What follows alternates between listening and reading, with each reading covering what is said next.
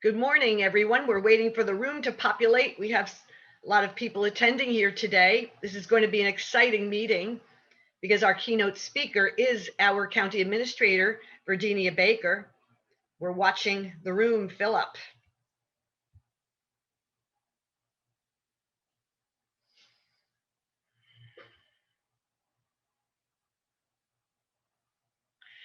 Good morning, everyone.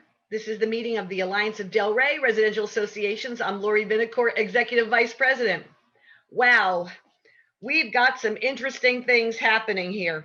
First of all, our meetings are going back to the Civic Center in September, 100%. We can have our light breakfast and we can have as many people attend as we usually have. So that is terrific to see that we're getting back to normal here.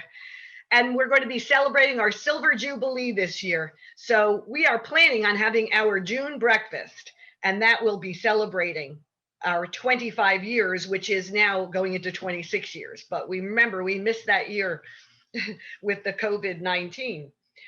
One interesting thing development-wise, we had a big win this past week.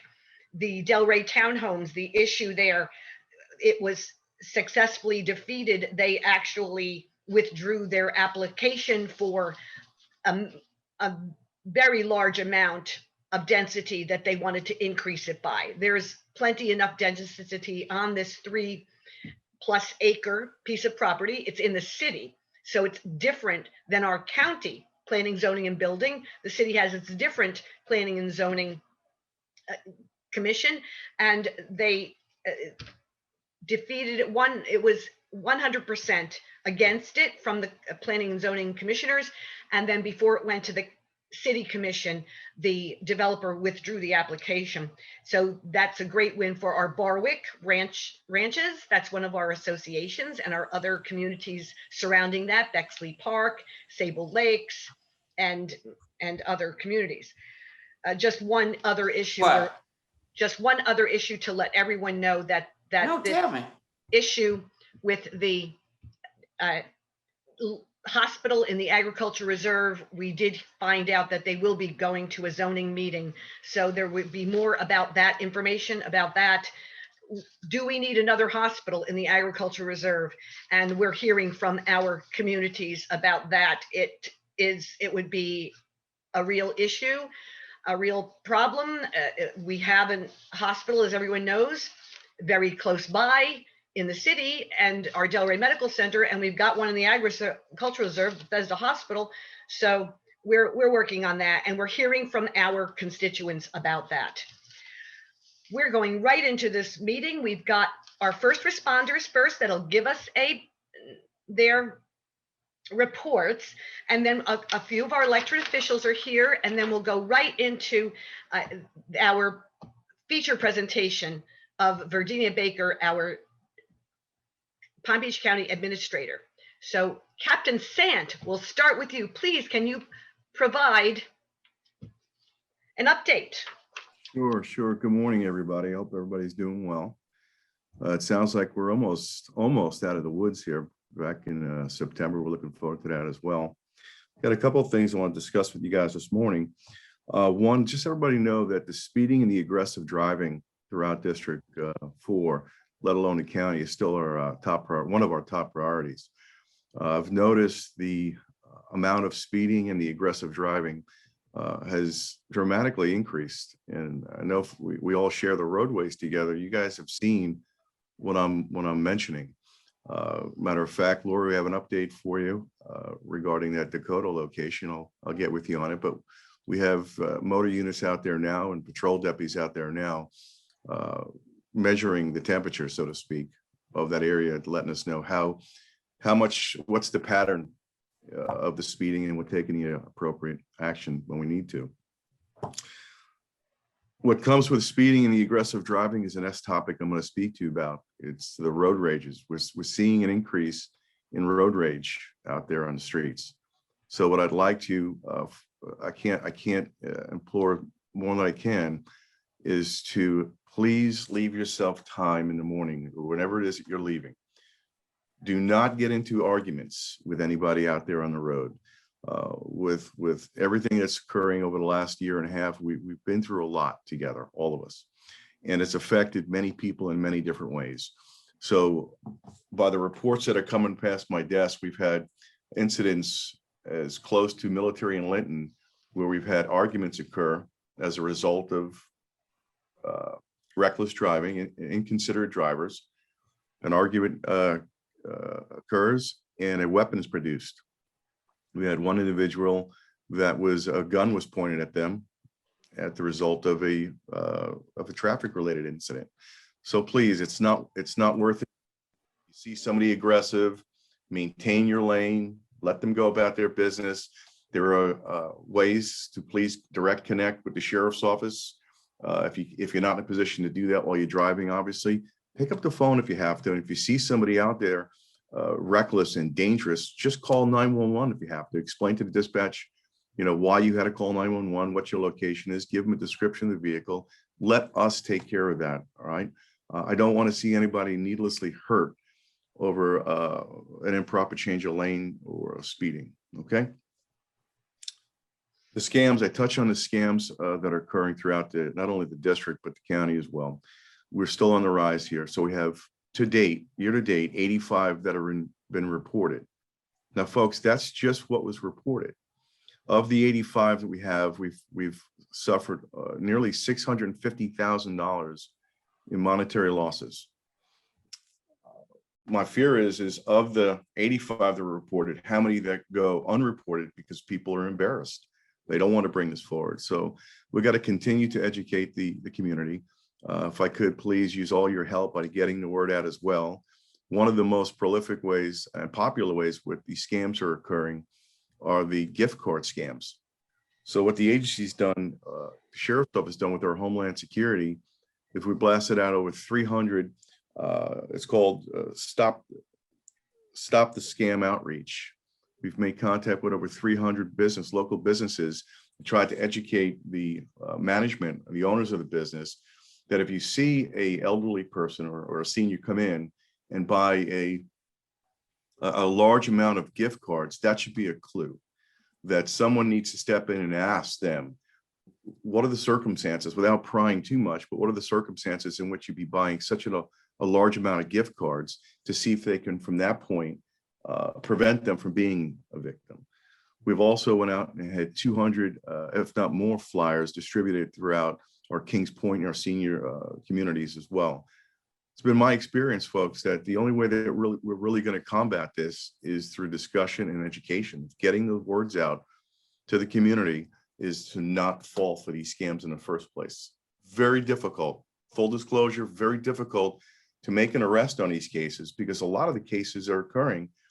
The suspects are calling from overseas. We don't know where they're calling from. Okay. So please, if you could, in every discussion you have, every venue you have a chance to, with a captive audience, please make that, if you could, a topic of discussion for us.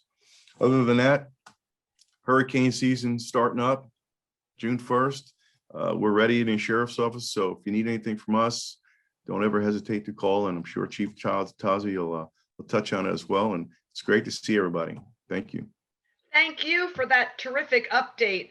Those are serious issues. You had traffic and, of course, scams. Wow. We have Chief Tazi here now. Can you please provide an update? Absolutely. First of all, I'd like to wish the Alliance family a big good morning. Good morning to all our elected officials, and especially to our very own County Administrator, Ms. Baker. Good morning to you. It's a privilege to be here today. I got some really exciting news to share with you. First, I just want to go over our calls for the month, especially pertaining to the Alliance stations here at Station 42 and Station 45 at Kings Point. Station 42 ran a total of 402 calls last month, which is out to almost 5,000 calls per year. Station 45 ran a total of 558 for the month, which is 6,696 calls. Listen, we're in a non-season, right? Our seasonal residents normally this time of year have gone back home. Our numbers are a lot lower. The guys and gals in the field are running big numbers out there. So we've been very busy. Captain Sant talked about the driving and the reckless driving, and I'd be remiss in not recognizing the tragic loss we had in the south County area, unincorporated Boca Raton area. There were several lives lost. And my hearts and prayers go out to those families that were affected by that tragedy. Countywide, we're seeing an increase in brush fires, a lot of brush fire activity. Down here in the Alliance area, we're not seeing that, fortunately. Doesn't mean for those of you out west not to heed, things to do to prevent those needless fires that are occurring. You want to make sure you have a barrier 10 feet around your whole property width. You want to clean any pine needles and things out of your gutters, and just keep your yard in order and cut back any vegetation that's getting too close to the house. So with that said, here in Palm Beach County, we have our district chief position, which are your area fire chiefs. There are 8 of them countywide. So we have just over 1,500 personnel that work for us. We have only 8 of these positions. They're very coveted. They're very, very responsible position. We are acting as your area fire chief. So when we have an opening like this, we make sure my bosses, they make sure they really do their due diligence, find that right person for the position. And I'm proud to say we have found a new district chief for the Battalion 4 area. And I'm here to introduce him to you. His name is Pete Hund. I'll be working very closely with him over the next 6 months as part of his transition team. Listen, I'm part of the Alliance family. I'm not going anywhere anytime soon. So with that said, I'd like to introduce District Chief Pete Hund. Hello, everyone. I'm happy to be here. As Chief Tazi mentioned, I was just recently promoted. I just started last Monday. And with Chief Tazi's help, we're going through the transition period of turning the battalion over to me eventually. A little information about myself. I have been working for the fire department for 22 years. The last 5 years, I was a chief officer up in the Jupiter area. But prior to that, the first 18 years of my career, I worked down here at the South End in the West Boca area and the West Delray area, specifically at Station 45 for quite an extended period of time. So I like to think that I know the area and the needs of the residents a little bit better than most. And with that being said, I look forward to working with you all, and I'll see you in the future. Awesome. Thank you so much. And thank you for your update, Chief. It's always a pleasure. Have a great afternoon. Terrific. Right now, we have 4 of our elected officials here. We have Senator Berman, Representative Schlossberg, Vice Mayor Weinroth, and Commissioner Sachs. So we're going to hear from each of them with a brief update from each one. Thank you so much for coming. Thank you, Lori, for having me. And good morning, Delray Alliance. It's so nice to be with you online. And I'm hopeful in September that we're all going to be together in person, and that'll be unbelievable. I'm so happy to be here with our safety officers and with my fellow elected officials, Senator Schlossberg, Representative Schlossberg, and Commissioners Sachs and Weinroth. And I'm really happy to be here as a preliminary act for Verdenia Baker. You're going to hear some wonderful information. She's an amazing administrator for our county, and I work with her on some other projects, and I'm always pleased to be here on the agenda with her. Many of you heard we had a pretty tough session in Tallahassee. We had a lot of difficult bills. We had an anti-riot bill. We had a voter suppression bill. We had a bill against transgender children. So there was a lot of really divisive issues. But we did get some positive things done. I did 3 bills that I want to tell you a little bit about. One is the purple alert, which you've heard me talk about before. So what it does is if a person goes missing who has developmental disabilities or cognitive impairment, and they're between the ages of 20 and 60, because they're between the amber alert and the silver alert, we're going to have a procedure in place to immediately start looking for them. Another one that I did is for students who are in kindergarten through 5th grade. If a parent feels that because of COVID, they did not progress enough this year and the parent wants to retain them in this school year only, for this year only, it's a one-shot deal. By June 30th, they have to notify the principal of the school. There should be a procedure in place for the notification, and it will ultimately be up to the parent to make the decision whether their child should be retained for this school year only. And then the last thing is a sales tax exemption that many of you may be able to take advantage of in order to allow people to continue to age in place. We put in place a sales tax exemption if you buy grab bars, if you buy shower seats, and if you buy bed transfer rails or bed rails. There are certain monetary limitations, and I don't think the law has gone into effect yet. So if you can hold off a little bit, you'll be able to get that sales tax exemption. So speaking of sales tax and exemptions, is we have one obligation, and that is to do a budget. Our budget this year, believe it or not, was $101 billion. In 2 months, we put together $100 billion budget. And when we went into this, because of COVID, we thought it was going to be a really tough budget year, but thankfully, because of the American Recovery Act and what people refer to as Biden bucks, we had a lot more money this year. We were able to really have a robust budget with money for the environment, money for, we're giving $1,000 bonuses to all of our first responders and emergency personnel. We're doing a lot of really good things, and we brought a lot of money to Palm Beach County because our legislative delegation works together. We work really hard, and we want to bring money to Palm Beach County. So I'm really pleased. All of us voted for the budget. We were all really pleased to see that we were able to help people in this tough time.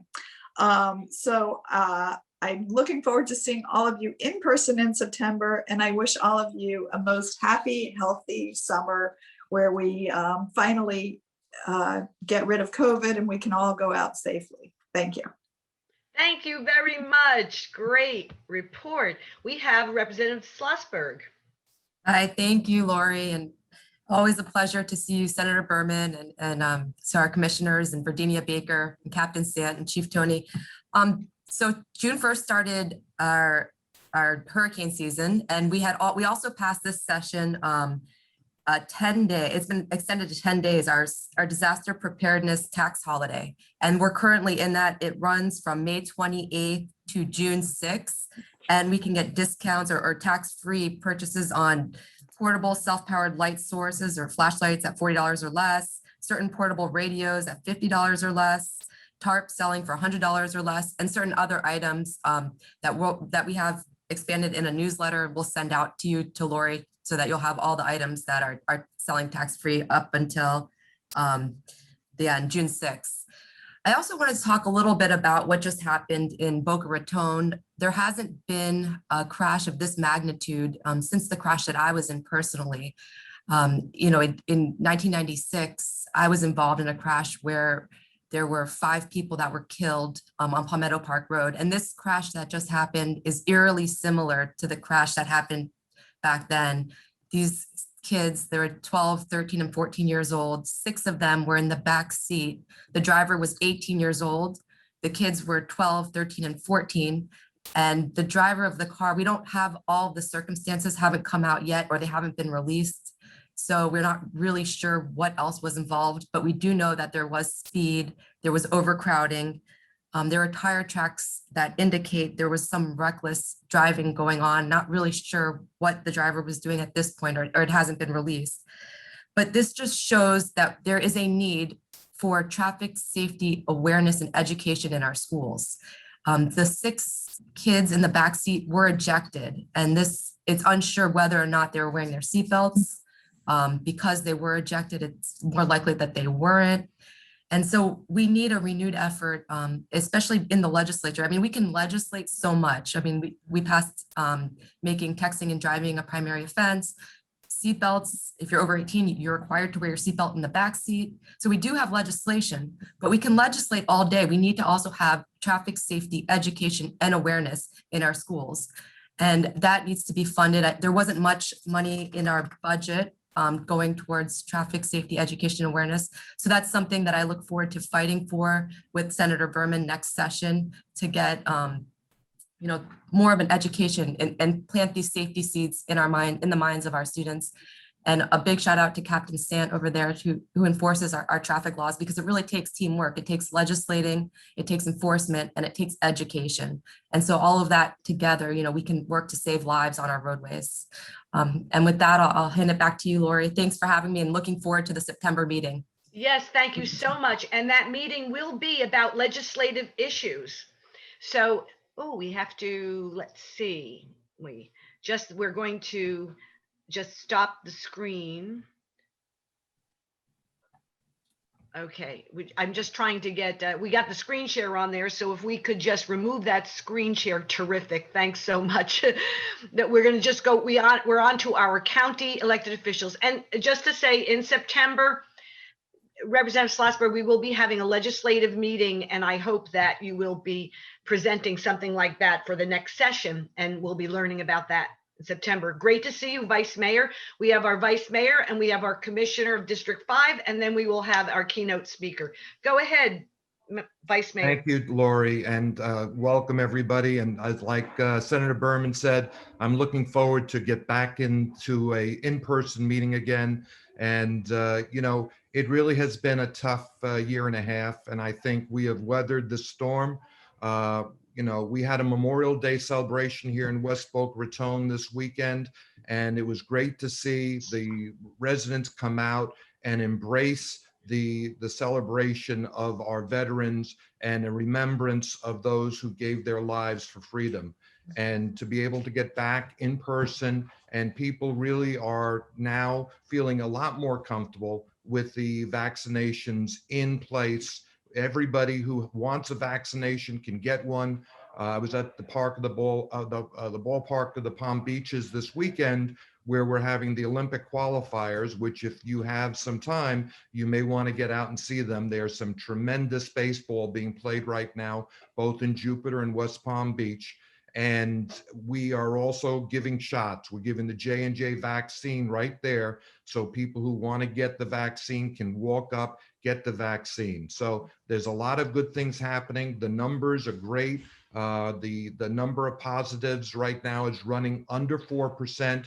We've always wanted to be under 5%. And I'm sure when our county administrator / incident commander, Verdenia Baker, speaks to us, she's going to be able to crow about what we've been able to do over the last 18 months. And it really has been something special. But let's not forget that there is that emergency that always comes every year, and that's hurricane season. And like Representative Schlossberg said, this is the hurricane sales tax holiday period. So don't miss the opportunity to buy your supplies between now and June 6th without having to pay sales tax. Prepare, get out there, trim your bushes now if they need to be trimmed, the trees. This is the time to be doing that work, not when you hear that there's a named storm out there. We also, I'm sure our county administrator is going to reference the fact that we are getting more money from the federal government, another $291 million, which we are going to use very, very effectively to help our county. And we took the last tranche of money and really used it to great effect, making sure that people had their PPE, helping feed the people who have been really impacted by this pandemic. We've made investments in broadband, and there's a lot going on. And again, we've been very fortunate that now we're going to have another 291 million through the ARP money, and we're going to be able to use that again to improve our infrastructure and take care of those who are really having issues because of losing their jobs or again, having problems because of the pandemic. I don't want to take too much more time, but I did want to also speak about that horrible accident in my district. I know it must have been very painful for Representative Schlossberg and her dad to see this because, of course, 24 years ago with what happened on Palmetto, we were hoping that would never happen again. And certainly we can do everything possible to engineer solutions to make sure that our roads are safe.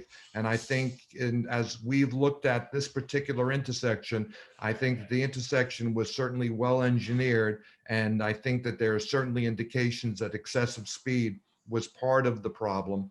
And like Representative Schlossberg said, we have to impress upon not only our teenagers, but our elder drivers that we need to be cautious. We need to drive defensively. And road rage has no place on the roads. We all need to make sure that we get home safely. So on that note, I wish you all well. And next month, let's all get together. Thank you, Lori. Thank you very much. Yes, terrific. And our final elected official before we have our keynote speaker is Commissioner Maria Sachs. Good morning. Good morning. Good morning, commissioners. And good morning, Administrator Baker and my other elected officials, and especially a big good morning to the members of the Alliance.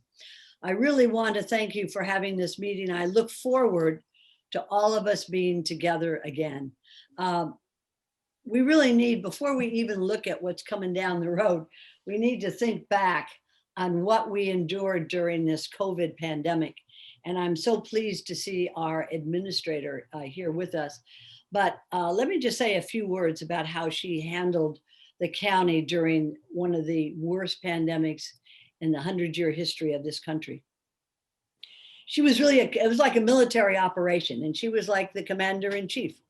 She mobilized the health department, the healthcare district, and the emergency management center, so that we would have a county-wide mandate on making sure everybody was safe, but also making sure that we had vaccination points throughout the county.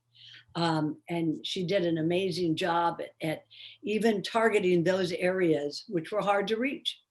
It really was a success. You can see it's been a success because of the low numbers today on how we have gone through this.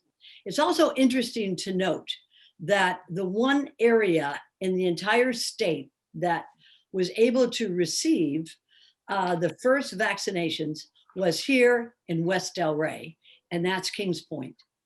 Kings Point was selected by the governor's office to receive the first vaccinations, and because of our county administrator, her work in promoting to get West Delray as one of the, not one of the, but the first area to get it, it went seamlessly there. And it not only covered the residents of Kings Point, but also many, many residents in the West Delray area. So that it's interesting to note that when people look at the state of Florida, they always shine a light on West Delray and how well the rollout, the first rollout of vaccines went there. And I'm so proud and so pleased and so very happy to be serving under Administrator Baker. Let's look at the Ag Reserve. This is a 22,000 acre area of really primo agricultural land that was set aside by county officials and backed by the money of this county to make sure that we preserve this special area that has a part of our history, part of our cultural history. I like the way that that the mayors talked about it, because he, as he said it, Mayor Kerner, this was part of where he grew up, and he always wanted it to be preserved just as pristine as it was over 20 years ago. So it has been difficult, and I'm fighting for all the stakeholders in this area to make sure that the mission that we set out over 25 years ago will remain like that. But it's not easy. And I know that our state legislators fought for this against the passing of a bill on impact fees, which really puts a damper on the counties to pass impact fees on to developers, so that the developers, before they build out on land that was previously undeveloped, that they also contribute to the infrastructure, such as building out on the roads. And that's why we have the mess that we have on Lyons Road between Clintmore and Atlantic Avenue. There's a lot of construction going on. Yesterday, I met for over an hour and a half with the heads of our zoning and our engineering to find out why this happened. But now that I know why it happened, I'm going to make sure that it never happens again, so that before a developer can go ahead and build hundreds of homes, that we have the infrastructure built first. Infrastructure, including the roads, including fire stations, including, because if we don't have the proper roads, even if you do have a fire station that's close by, it's very difficult to make the, those speed for the fire department, EMS officers to get to that emergency on time. So I'm looking forward to hearing from all of you. If you do not get my SAC Sentinel, please let me know or let Dr. Vinegar know, because I send it to her and then she sends it out to all the residents. It's very important that you get it, because every time there is a new development that is coming in for a zoning hearing or for going through the planning department, I tell you about it first, because I want to know your input. So make sure that you do receive it. And I want you to know that your Vice President, Dr. Vinegar, has been working very hard with me and the other members of my staff to preserve the beauty of our ag reserve. So thank you so much. I look forward to hearing from our county administrator, who's really deserves a lot of accolades in getting us through. This is a life and death situation, but she got us through this pandemic. We're on the other side, and I look forward to seeing all of you personally very, very soon. Thank you so much for this opportunity. Thank you so much. And you gave an excellent introduction to our County Administrator Verdenia Baker, who will be speaking on county plans for the COVID stimulus money. She has been the voice of Palm Beach County in the news all year. She's made us feel safe through this and given updates. Excellent, along with our commissioners. We would see them, on the television and on the news and giving these updates. We really appreciate that. And now we're going to hear, this is a very interesting topic. Maybe we can get some of that stimulus money to help everyone. Go ahead, Verdenia Baker, great to see you. Good morning. And I'd like to say thank you, Lori Vinegar, as well as Mr. Fickelstein for your help, and the members of the Delray Alliance of Delray Residential Association. I'd like to say good morning to my bosses, Vice Mayor Weinroth and Commissioner Sachs. Thank you for the kind words. I will pass them on to the team, because it's definitely is a team approach, and that team approach includes our residents. Senator Berman, you've been outstanding. Your leadership has been just wonderful throughout this process, along with Representative Schlossberg. Thank you both for your leadership and your assistance. When we called, you were there. You offered your assistance throughout this entire process. We would not have been successful or too close to the finish line without you. Chief Tozy, Chief Hond, thank you for all your hard work down in the south end of the county. You make us look good. You make the residents in South County safe, and you work very hard at what you do. So we do appreciate everything that you're doing. 2020 was an unprecedented year, as we all know. 2021 didn't start out so well either. However, we can see the finish line, and we're very, very close to that finishing line. We only got there because residents, such as the people that live in South County, throughout the county, participated. They actually followed our recommended guidelines and some of our mandates, which we don't like to put in place, but it was to ensure that our residents were safe. We worked very closely with the business community. We made sure we only shuttered businesses that were absolutely necessary. The bulk of our businesses in Palm Beach County did not close. They did not close. They remained open, And that is why we're in the condition we're in with our economy still moving forward. We've got some areas that we're going to need to continue to work with to get them back up and running.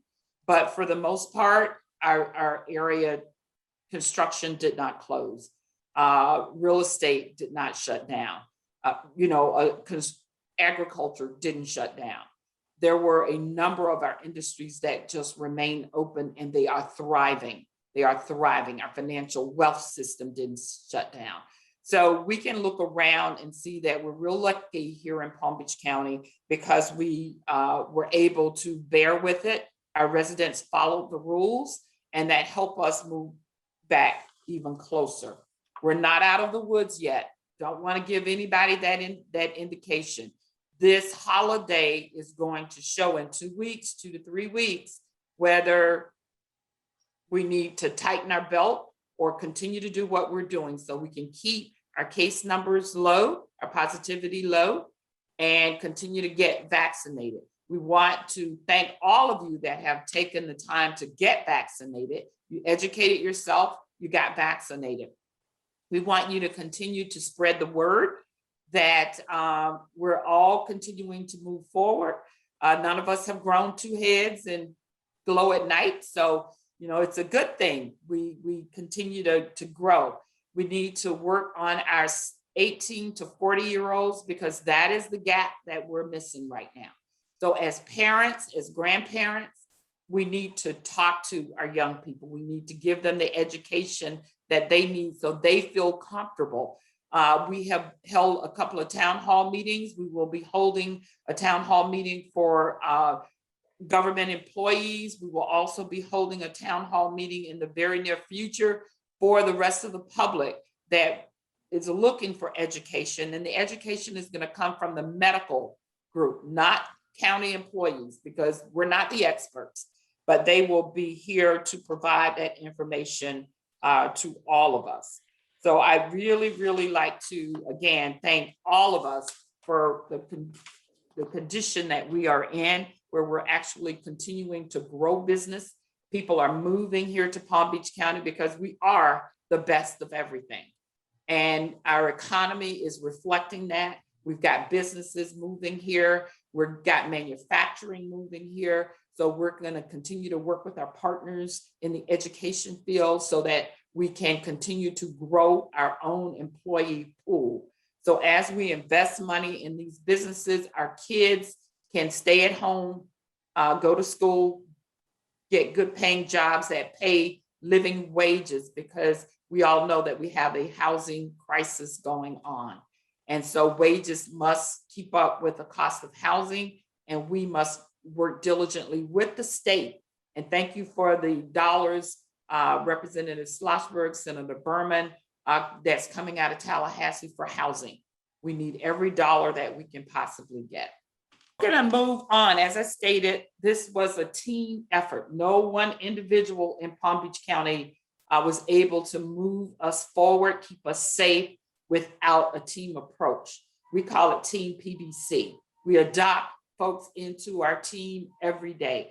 We had an awesome team working together to move us through.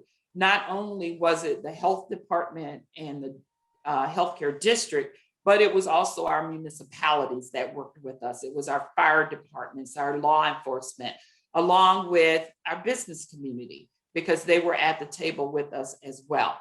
And so as a result of that, we were able to move forward. We received the CARES Act Relief Fund, and that was roughly $262 million awarded to Palm Beach County. We earned interest of roughly about $1.8 million for a total budget of $263 million. We allocated those dollars.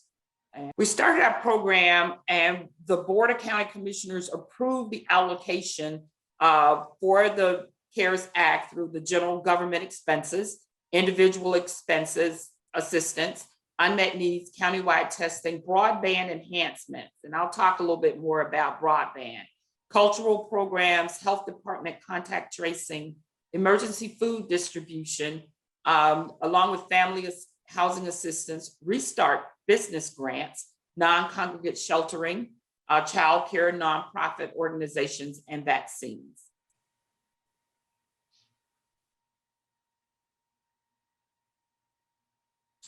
Our Restart Business grants was targeted for the businesses which ended up being shuttered during COVID early on.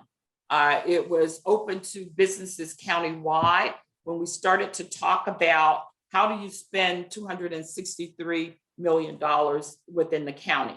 Our goal at the county level was to open programs that would be available to residents throughout the county, regardless of the municipality in which they lived. They were eligible for all of these programs. The grant program for the Restart Business, also the funding was available for expenses, which allowed leases or mortgage payments to be made, inventory, salaries, and personal protection equipment. The application portal went off without a hitch, which was a great success. I must give major accolades to our ISS department, which was our IT department. We actually created these portals in-house, and they have worked very well. Many other CARES application portals were modeled after our Restart program due to its success. So we've worked with other counties throughout the state, and we allowed them to mimic our particular program, and we work with the state. Lessons learned from the Restart Business grants. The biggest lesson we learned was that a lot of our small businesses did not understand the local business tax receipt or the state SunBiz registration requirements. So when they came in, all of these requirements needed to be met in order for you to receive funding. So we worked with the tax collector and the state on expediting applications so that individuals would be eligible to receive the grant. So they were definitely excellent partners in getting these businesses through the system and them receiving the appropriate tax receipts or the business receipt. We actually distributed $78.4 million to 5,182 businesses, most affected by required closure and restrictions. As I stated earlier, there were restaurant, bars, gyms, hair and nail salons, and brick and mortar retail businesses. 99% of those businesses had 25 or fewer employees, and they received 76.5 million of that 78 million. So when you hear us say small business is big business in Palm Beach County, here's the proof. Of that 99%, 90% of those businesses actually had 5 or less employees and received 71 million of the total allocation. Approximately 60% of the grantee businesses received no other COVID-19 relief in the form of forgivable loans or a grant. We also provide housing assistance, rental and utility assistance. We spent approximately 25 million for rental and utility assistance, issued roughly 11,900 checks to various entities. Our mortgage assistance allowed us to pay eligible homeowners up to 6 months of their mortgage payment, but not to exceed $10,000. Our income eligibility for households who were delinquent in their first mortgage and escrow payments, along with attorney fees, late fees, condominium and homeowners association payments, special assessments, and other mortgage associated costs to COVID. Roughly about 2,200 applications were received.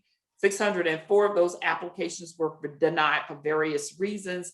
1,600 grant checks were issued to approved applicants, and 12.2 million in mortgage assistance CARES were dispersed. On average, we expended roughly about 7,700 per applicant. Emergency food distribution.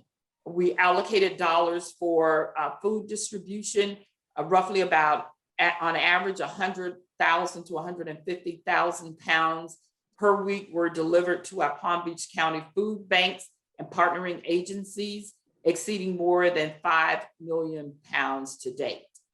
There were direct assistance to Feed the Hungry Super Pantry for distribution to smaller pantries and feeding programs, averaging 50,000 pounds per week, exceeding 1 million pounds. There was direct assistance to Boca Helping Hands Super Pantry, roughly about 1,000 pounds per week of protein. Direct assistance to the Glaze Initiative to provide shelf-stable items. And our feeding initiatives also included other partners, such as the school district. We allocated $2.3 million to help with the drive-through feeding sites by purchasing fresh produce. Site support items, including 3 mobile refrigeration units that will be able to be used in the future. And they were pretty much purchased for the grab and go meal sites and to support its transition to safely provide on-site learning for our students.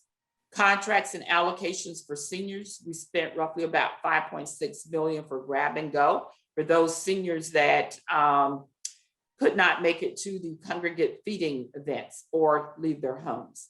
We had prepaid card program of roughly about $14 million to assist families and individuals. Approximately 13,000 cards were issued.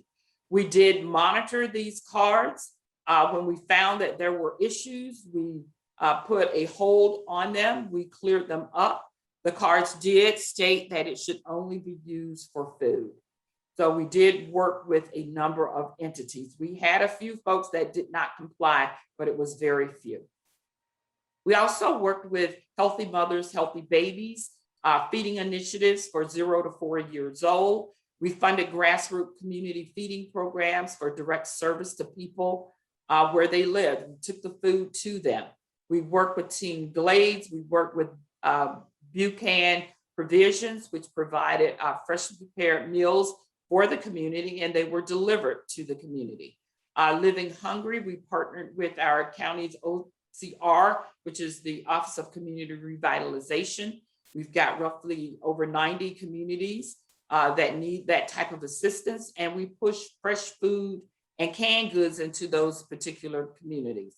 We work with our local farmers to push fresh produce into community food banks. And here's just a few of the food banks that we work with. I told you I'd talk about broadband. Broadband is near and dear to my heart. We started working on broadband, I want to say back in 2006, and we allocated ad valorem dollars. But when CARES dollars came along, we were able to allocate roughly about $15 million, almost $16 million to help continue to extend Wi-Fi coverage throughout our communities that did not have access to the internet. We extended Wi-Fi through all of our 17 county libraries. It covered the entire facility, the land around our parks, so that anybody coming in at any time, whether the library was open or closed, could utilize the Wi-Fi within our parking lots, on our grass. They could lay blankets out. The students did utilize that particular provision. We also implemented Wi-Fi infrastructure at 10 Boys and Girls Clubs locations.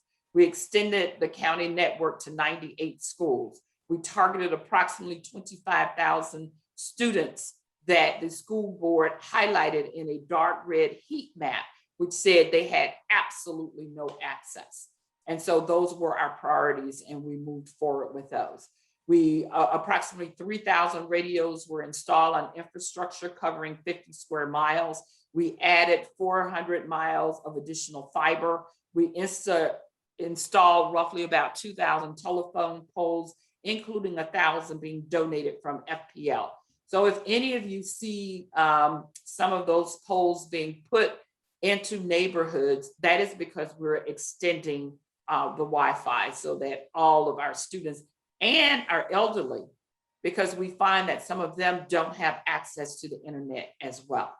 We partner with municipalities and private entities in order to make this a success. Again, we spent roughly about $16 million. Childcare. We wanted to make sure that the people who were lucky enough to continue to be employed had safe childcare. And as we started to open up the county again with various businesses, we wanted to make sure children were in a safe place and their parents could go to work. We collaborated with the Early Learning Coalition. $900,000 were allocated. Roughly about 2,000 youth were served through approximately 253 childcare providers. Summer camps were included, but not limited to Boca Raton Housing Authorities, Boys and Girls Club, Broadway Theater Camp, City of Pahokee After School Program, YMCA, etc. Agencies included, and I'm not going to read all of this, but it is a vast list of partners that we work with, and items that we purchased to keep everybody safe was disposable protective gowns, hand sanitizers, face shields, gloves, headphones, masks, school supplies, water bottles, thermometers, and etc. that they needed. We also, as we learned the rules, opened up more to nonprofit organizations, which also included cultural organizations. We collaborated with United Way. They helped us get $4.2 million out of the door to eligible nonprofit organizations. We spent roughly about $3.66 million that was awarded to 216 eligible additional organizations, and roughly about $343,000 was used to purchase PPEs for nonprofits. Youth services, we purchased and delivered roughly 123,000 pieces of PPE to 53 agencies and programs as well. We also spent dollars providing for testing. If you'll recall, we had testing at a number of sites down in South County. We worked with FAU. We had sites at FAU. There were partnered state sites along with, in Boca, we had them at the Boca Mall, and we also had it at South County. And there were other areas throughout the county in which we did testing for antibodies as well as COVID testing. The healthcare district medical vehicles and staffing was also sent out throughout the communities. We utilized these dollars to buy 2 additional mobile units for the healthcare district. We are now utilizing those units as well with the vaccination effort. We supported and operated 8 sites altogether. Vaccines, we're now heavy into. We had our larger mass sites in which the state required.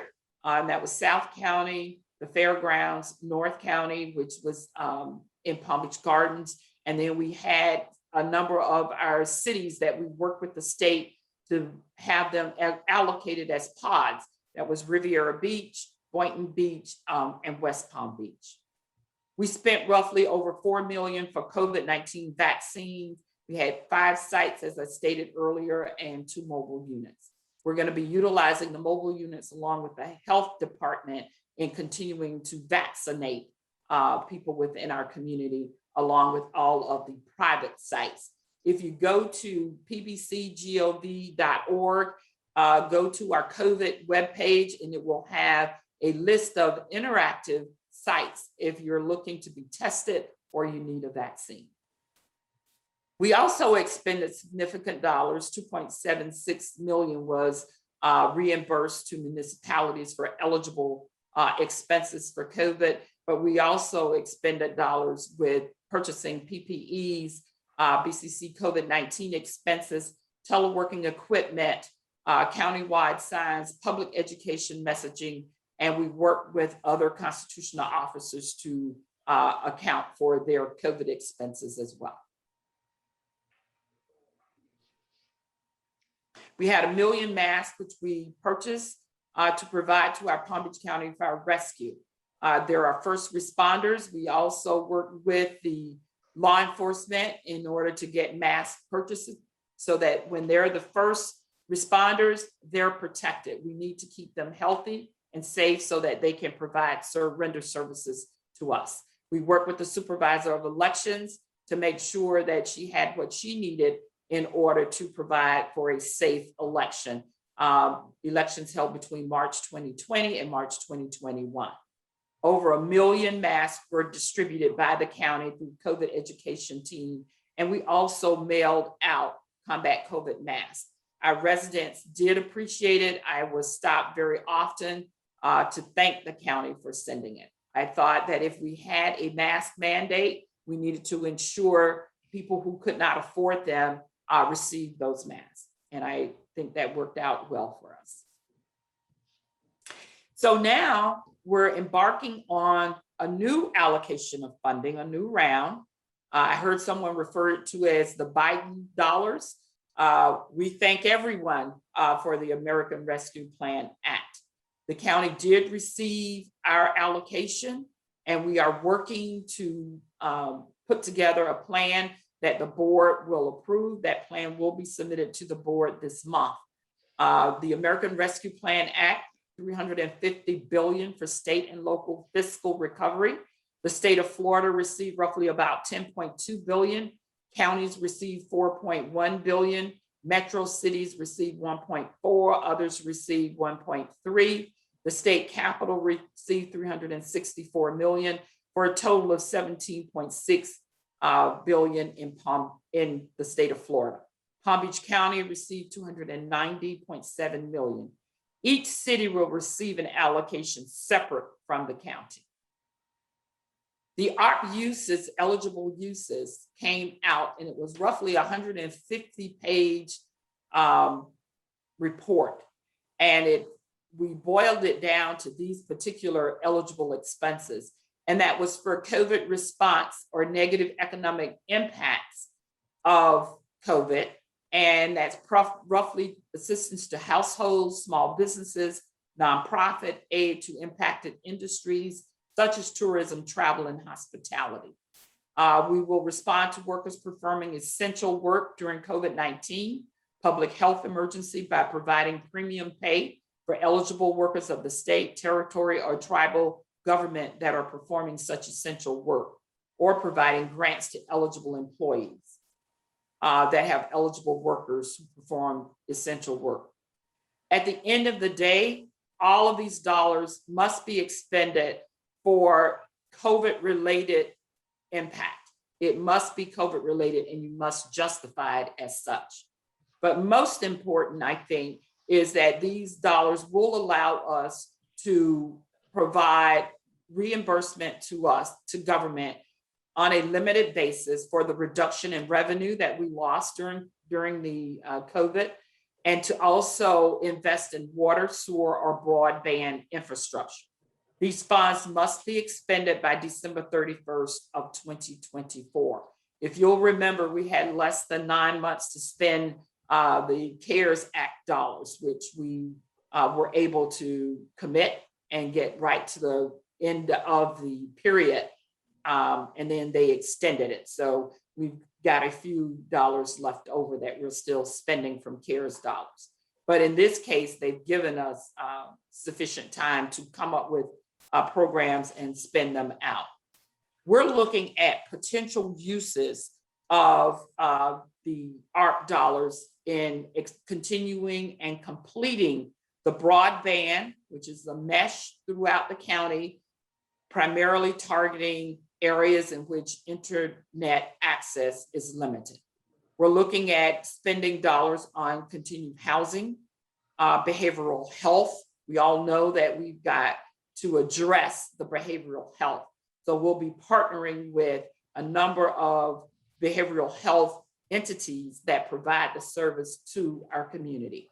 We'll continue working for the homeless, providing food, feeding individuals that need it, septic to sewer, stormwater protection, also allocating dollars for not-for-profits, business grants, and PPEs are where we're looking to allocate these dollars. What we are looking to do is to continue working not only with the state, but with Florida Association of Counties, our Florida League of Cities, along with NACO, to ensure we're not duplicating efforts by others, so that we can leverage the dollars we receive with dollars being allocated for specific purposes in which we're also looking to build. I know that HUD received allocations So if we can utilize some of our dollars with HUD, we'll be able to invest even more within our community. So I'm going to stop here and answer any questions that you may have. Okay, let's stop the screen share. Terrific. Okay, terrific to see you. And this was so wonderful, so comprehensive. Thank you so much for this. It was well-rounded approach to utilizing the COVID money. The Alliance has an issue with and was affected by the COVID pandemic. This is a COVID-related impact that directly affected the Alliance of Delray Residential Associations. And that is the expansion of Atlantic Avenue was delayed. Now it's being delayed by a year from east of Lyons to 441 because there were not enough gas taxes collected by the DOT because of the COVID pandemic. Would there be any possibility of using some of this American Rescue Plans Act monies for that? It also has to do with housing and the infrastructure for the housing. Is there any way that can be used? That's an excellent question. That is something I will look at, but I have to tell you, Ms. Vinacore, probably not. However, that's not to say that we won't receive other funding coming in from the feds, through the state, or directly from the federal government. We are looking at our projects that have been delayed for whatever reason, primarily revenue not coming in certain areas. So again, it has to also deal with the fact that our legislature in the past decided we were going to go with prop share, proportionate share. And so developers are able to come up with a study to say, this is my proportionate share, pay that amount, and then fully build out. As you and I know, because we've been around for a minute, prior to prop share a number of years ago, we had traffic concurrency, true traffic concurrency. And so projects would need to be phased because infrastructure would have needed to be in place in order for a project to move forward. We don't have that capability anymore. And so we're going to continue to work with our legislature. We're going to continue to work with our Board of County Commissioners, and hopefully we will get some relief. The fact that the legislature this session also passed a bill limiting what we can charge in impact food fees did not help us as far as raising revenue to help offset the impact of growth. So we'll continue to work on it. And Atlantic Avenue, trust me, your commissioners are definitely keeping that on the forefront, and it is foremost in our mind on making sure we get that road expanded as soon as possible. Well, you know, the Alliance, we don't want to be piggies, and we never have been piggies. No, you haven't. But the fact is that is actually a COVID-related impact. We were told by the TPA, the Transportation Planning Agency, that it was going to be delayed a year because they did not collect the gas taxes because of the COVID pandemic. If you could just keep that in mind. I will keep that in mind. I know our commissioners are listening, and I hope that something can be worked on for that. You know, I have no question and answers here, no questions. And even in the chat, please repeat how much money was received by Palm Beach County for ARPA, or is expected to receive. We expect to receive 290 million. Thank you. This whole program will be on YouTube, and it will go out on our vast email list. We have thousands on the email list. They'll all receive this. They'll be able to ruminate on all of these wonderful things that the county's been doing with the money. It really is well appropriated, it appears. Thank you so much for coming today. Thank you so much. It was so comprehensive that we don't have another question. Okay, Okay. thank you, thank you. And we're going Thank you. to wrap it up now. I'm going to present my co-host here, Paul Finkelstein, who helps tremendously with this, with all of the technical issues that come on here. And just to say that, remember, September, we're going to be back at the Civic Center, which we're so happy about. There's going to be one more meeting by Zoom in July, and this is going to be excellent with Dr. Ted Williams from the South Florida Proton Therapy Institute, because remember, that's one of the premier medical therapy institutes in the whole country. And we're going to learn now what is going on there and how this proton therapy is being used for us in associating, and they're on the same campus as our wonderful neighborhood trauma center and hospital, Delray Medical Center. So we'll have that for our July meeting. And then August, we'll take a break and we'll be back in September. Thank you so much, everyone, for attending. And we are going to end the meeting now.